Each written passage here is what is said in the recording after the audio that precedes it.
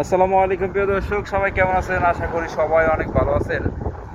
Saudi আরবে যখন বালুর ঝড় হয় তখন কিন্তু এই বালুর ঝড়ের কারণে সব চারদিকে অন্ধকার হয়ে যায়।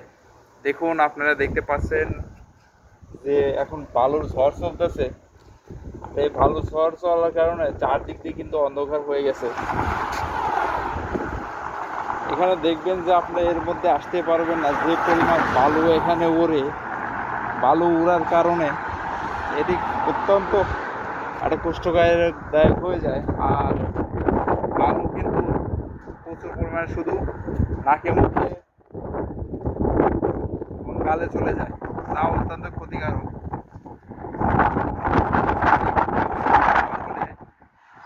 ঝড় হলে বৃষ্টি হয় না, কিন্তু এই বালুগুলো